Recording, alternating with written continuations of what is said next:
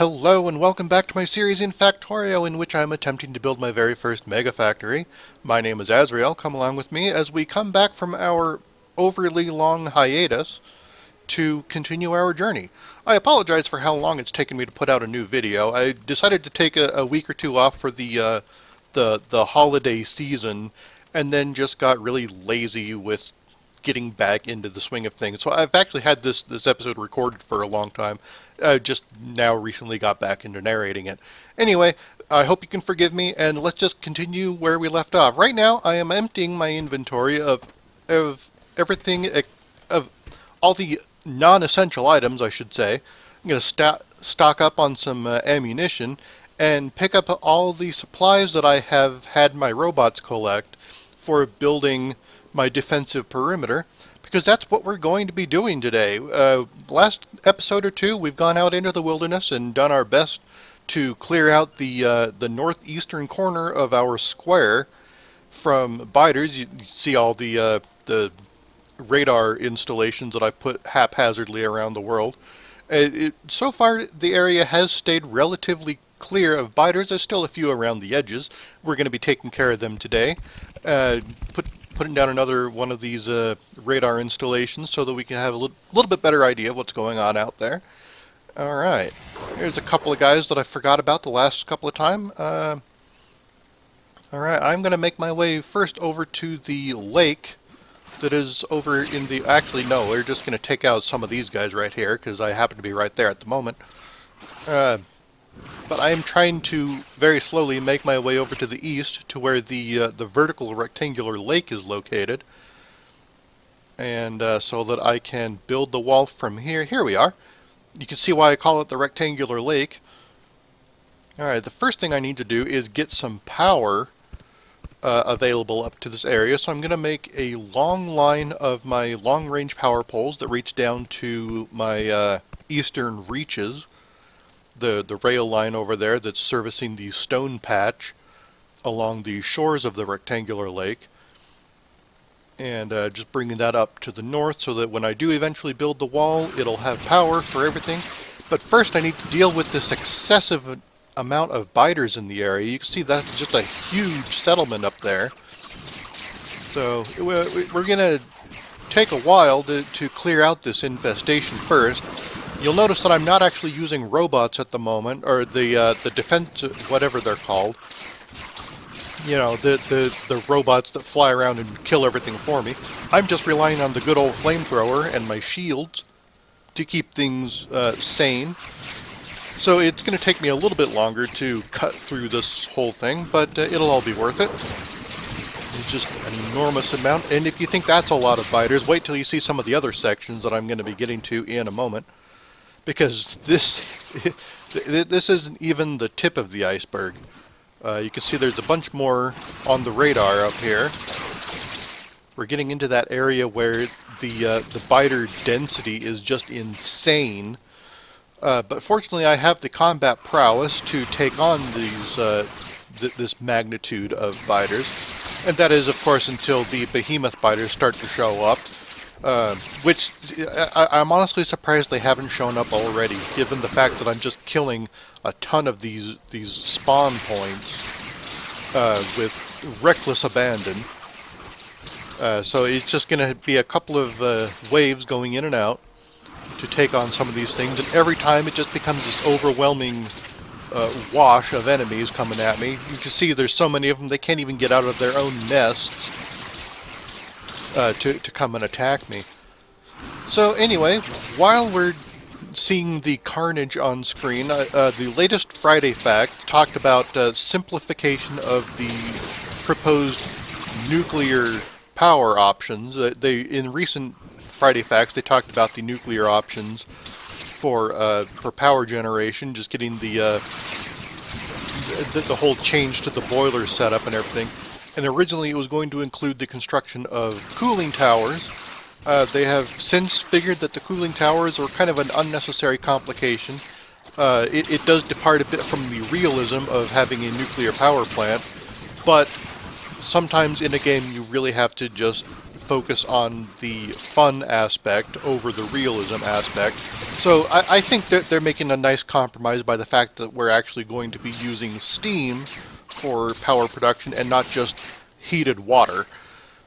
People have pointed out on the forums how that's just kind of unrealistic in itself. It has, of course, made the boiler mechanic a little more complicated because now, in addition to feeding it water, you also need to feed it a heat source, which from the nuclear power plants, that's going to be feeding heat, so you need a new heat pipe feeding into the boiler, and then as well as channeling the steam output from the boiler into a third pipe that will then run into the engines. Alright, here we go. I'm looking at placing my first blueprint, but then there's a couple of biter stragglers coming at me. And at first I'm not entirely sure where these guys are coming from because I took care of every base that or the little spawn point that I thought I'd come across. But it turns out they were actually coming from one of these up here that were burned down in a forest fire that I had set and walked away from.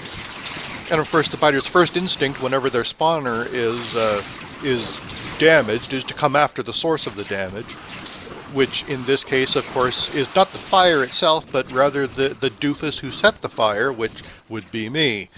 So they kind of just came across the entire map after me, and I couldn't let these biters be running around while my construction robots were setting up a blueprint, because construction robots are a high priority target for biters.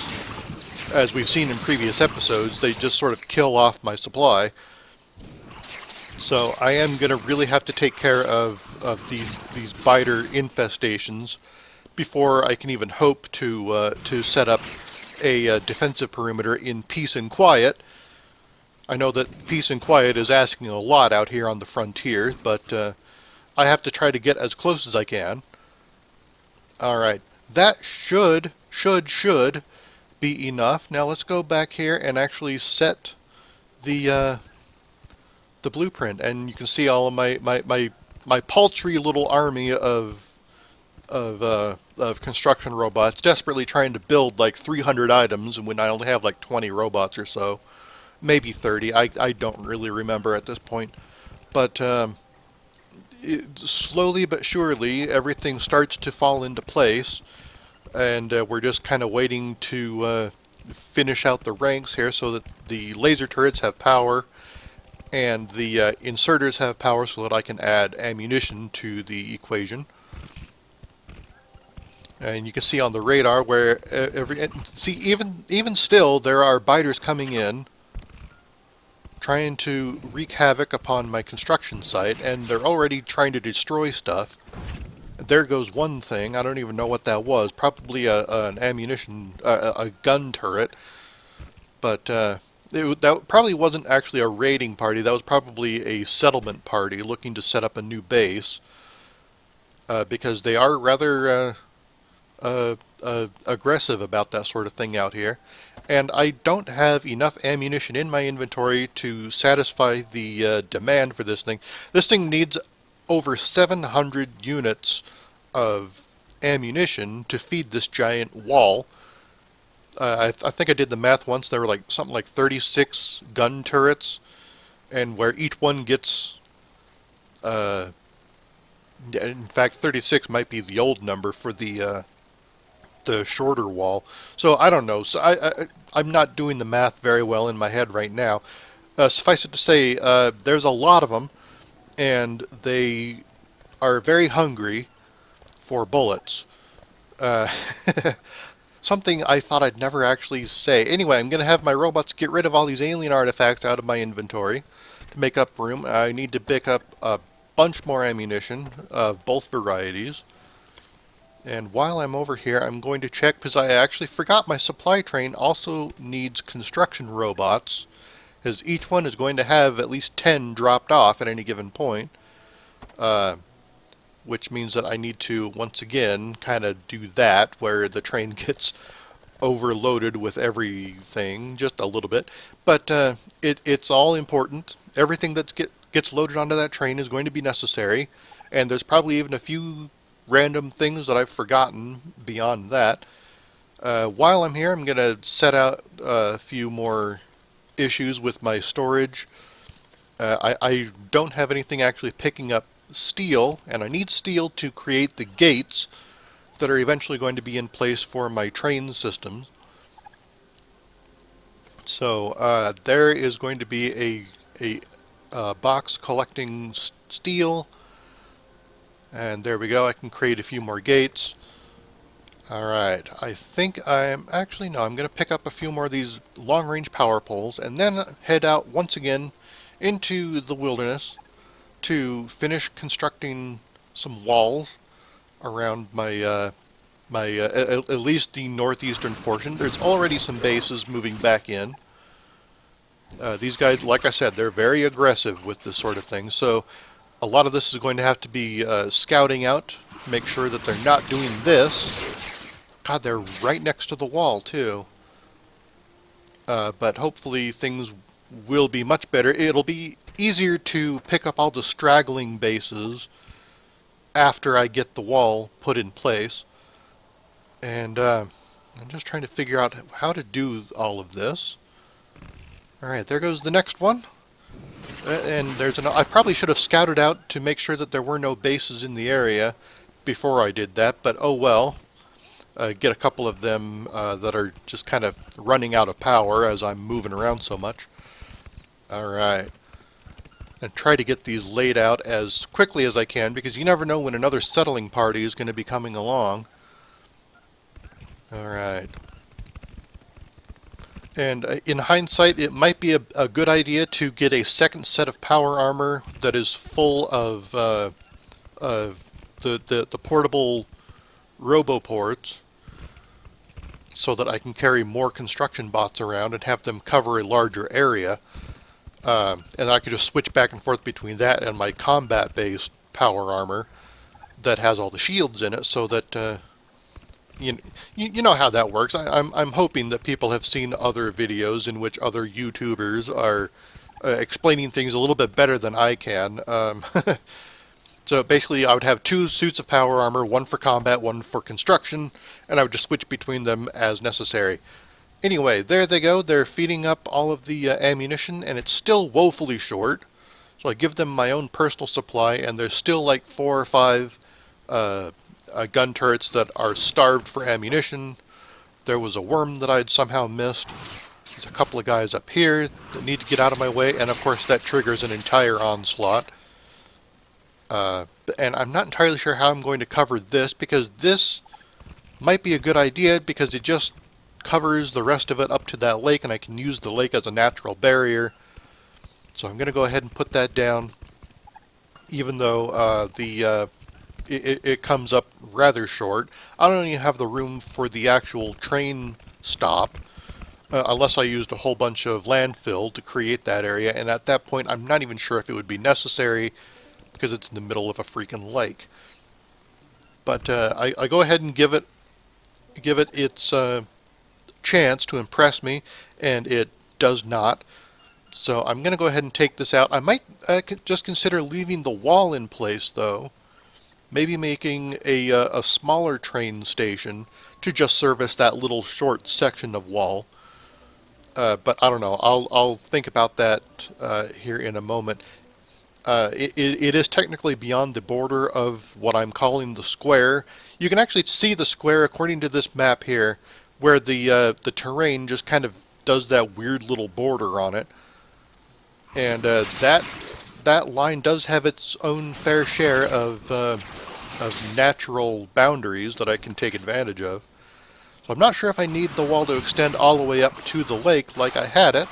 I could just have it make a sharp right turn, or left. That's what it is. It's my left-hand side. Making a sharp left turn to follow the actual square around. So, I don't know. It's options I'll have to consider, but first I want to just clear out all of the biters that are still straggling here in the northeast corner, and there's quite a few of them. I don't know how many of these were already here versus how many have been just settled recently, but it doesn't really matter. They're all going to die. So, with that, here we go. We're just killing them all, making them all die. We're deifying them. Okay, that was terrible. But, alright, it's just kind of a necessary thing to get this all taken care of. There's just a few of them. There's none of those large swaths of settlements that we were taking care of in the other area. And here's the border of the square, complete with its own semi-rectangular lake up here. So this is going to be my next boundary here. I'm probably going to build the wall over to this lake and then use the lake itself as a natural boundary for a while. Save on a few resources that way. But it is going to require taking care of the nasty neighbors. There's a few stragglers that got left behind there. And then, of course, the pedestrians. There's a few more of those large settlements. Nothing quite as large as what I had taken care of earlier. But still rather menacing in its own right. And they just keep coming. Oh my god. Alright. Now the rest of them can come in to die. Set up a nice little kill zone there. Alright. Yeah, there's... Alright, that should be the extent that I need to go northward. Take out the stragglers. And then just a few more little things around the way. I can take care of those while I'm here. And then this should be the last major spider settlement to take care of.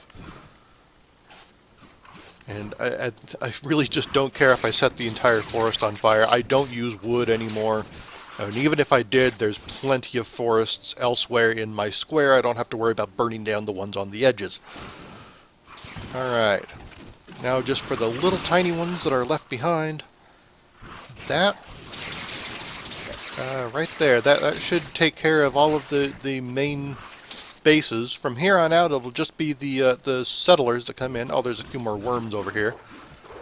Worms are not a major problem because they are not spawners. They can't do anything until you get really close to them. While I'm over here, I'm just going to set down... check out where my base is. I get a little turned around. Sometimes I think I'm too far east or north. Hey, look, here's another settlement. Take care of those while I'm over here. And there's that one biter up there who can't figure out how to get around a tree, so I'll just burn down the tree. And there's an attack going on down near my solar plant. And look at my inventory and past the one gate that I was going to. Pick up a lot more ammunition. It just tears through my ammunition supply, I swear. Anyway, it's been a while since I've been down here. We're just going to go take care of, see what got destroyed, and it was just a turret down here in the corner. The one that bears the brunt of the attacks from the southwest. Speaking of the southwest, I'm just going to go take care of my my defensive perimeter prototype areas. See how well this thing is working. I think there may have been something that didn't make it into the blueprint. There's some more biters over here. I think I referred to this area in a few episodes back as the biter glade because they just always settle right there next to those oil patches. But everything over here looks like it's going okay, despite the usual shortcomings of things like, power generation and red circuits and all that fun stuff. But everything looks otherwise is chugging along, giving me plenty of stuff to be building my defensive perimeters. I probably have enough time to set up at least one more section of the wall. So we're going to head back out into the wilderness one last time and put that section in place. Maybe one or two, I actually can't remember at this point, so it'll be a surprise for me as well as for you. Alright, it doesn't look like anything has been settling back into this area recently. Alright. Right along there should be a good... Oh, look, here's some... These look like a settling group. Going to set up a new colony. Alright, here is that faithful section of wall. I'm just going to go ahead and take this all out. A wall is a wall. It will keep the enemies out, whether there's water nearby or not. Here comes another one. And another. And a bunch of others. Stop trying to settle my area. Anyway. And what I'm deciding to do, yeah, I've got to get rid of some room in my inventory, or rather make room in my inventory. I don't want to be getting rid of room in my inventory. That would be a bad thing. What I've decided to do is instead set up a new blueprint like this. That way, as you can see, the railroad lines line up with the gates around here. And that should be rather nice, actually. That way I can have room for the eventual expansion out into the further reaches of the wilderness, should such a time become necessary. And with a mega factory, I assume that it will always be necessary, going out looking for larger and larger resource deposits. Alright, and I'm going to go ahead and let my robots complete this area. It looks like we did overlap a small lake over here, but it's not a huge deal. I can just use some landfill to get some room in for the railroad lines, because that's really the only thing that's missing there is railroad lines and maybe like one power pole to continue things going off in that direction. There's another attack down there near the Biter Glade. I'm not going to traipse all the way down there just to find out what's going on. I'm already here, so I might as well put the ammunition in there. And once again, it falls just a little short. There we go. Now, for this area over here, I came up with an idea while I was working around here, where I'm just going to build a corner piece. You'll see what I'm talking about here in a moment. First of all, I'm going to get rid of some of this extraneous wall section that went up this way. Just have my my robots tear it all down and pick up a few alien artifacts while they're there. Alright, there's a placeholder for the rail line extension. I'm going to get rid of that thing. Alright, and this is not going to rely on gun turrets. This is going to be a purely laser turret corner. And as it so turns out, it fits rather nicely over here, rotating those things around as if that makes any difference. Alright, get the power all worked in. There we go. And some lights, so I'll be able to see what I'm doing. And I don't have any actual gates in my inventory, so that's just going to be a walled-in section for the moment. I need to build a corner over here so that the train can get around. And that power pole is right in the way. I'll have to reconnect the circuit lines, but that's not a big deal. It's just one each. There's that one and the green one. Alright, so now that's all working, and I could fill in that lake with some landfill, but I'm not going to worry about it right now. This is a good place to end the episode, so thank you very much for tuning in. My name is Azrael. Never stop building.